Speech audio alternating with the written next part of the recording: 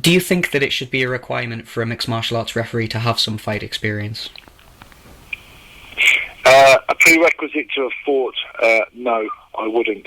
I wouldn't necessarily say that. A prerequisite to have trained, inverted commas, to some description, then yes, almost certainly. Not just exclusive to MMA. There's many people in many sports who have never competed professionally, amateur, wherever it may be. They may have a direct past in the sport in terms of training or different elements of training.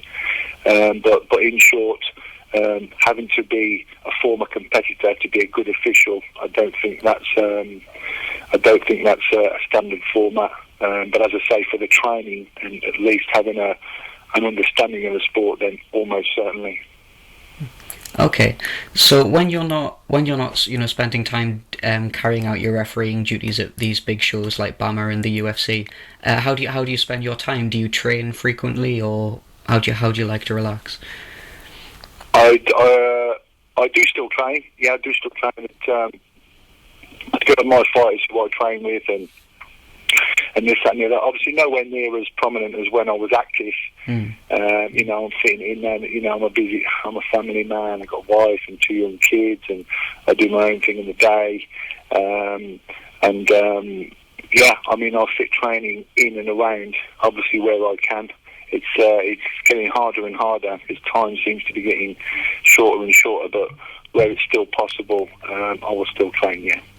Okay, so now you just officiated a number of fights, including the main event in Japan at UFC 144.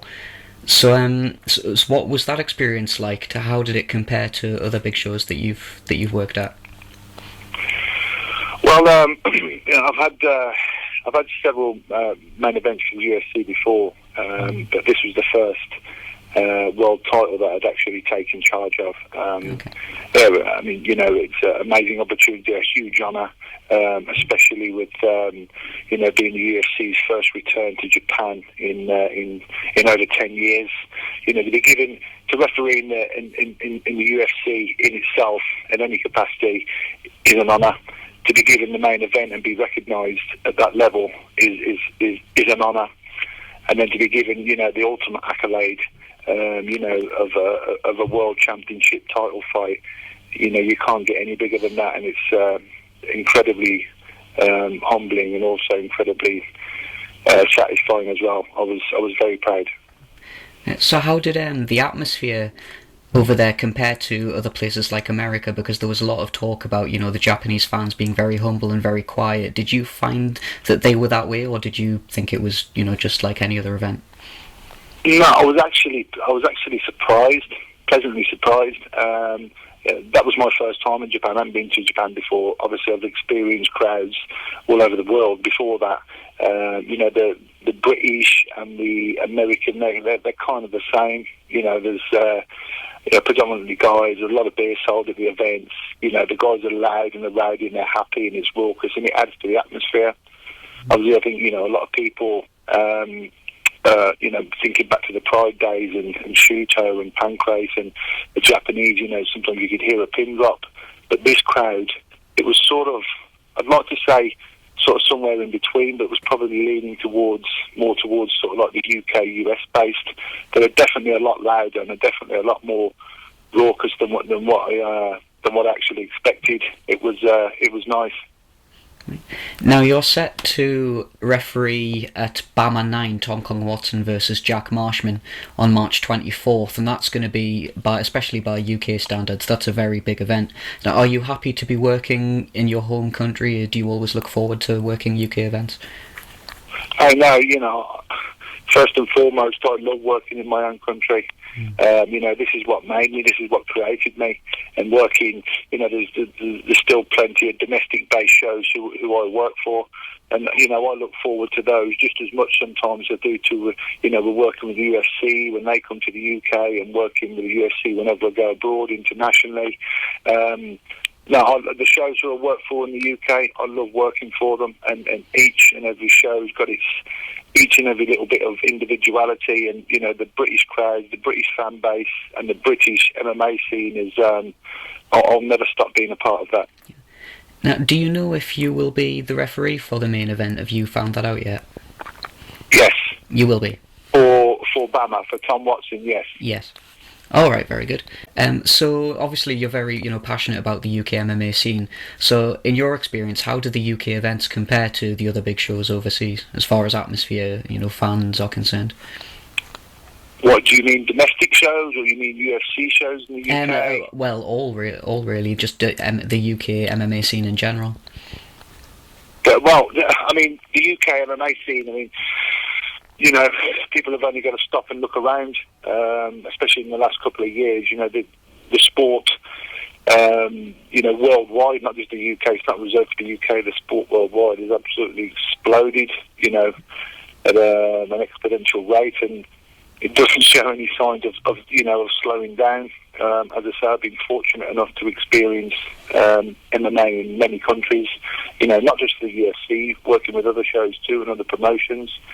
But there's that old saying, home is where the heart is, and as I touched on before, working for domestic promotions will always be a huge part of what I do, and it's something I'll always look forward to.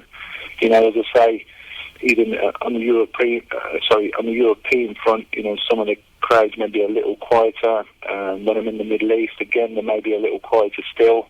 And then it's sort of like turned on its head, as I say, when I went to Japan, and I expected it to be quite a bit more quieter than what it was, and I was really surprised by that. But generally, I think it's the same common theme, especially with the UFC. I mean, it's such a big deal, when they roll into town, and even if you were a quiet fan before, I think you get caught in the moment and get caught up in the excitement and probably find yourself shouting and screaming like you wouldn't do at another show, and it's all part and parcel of it.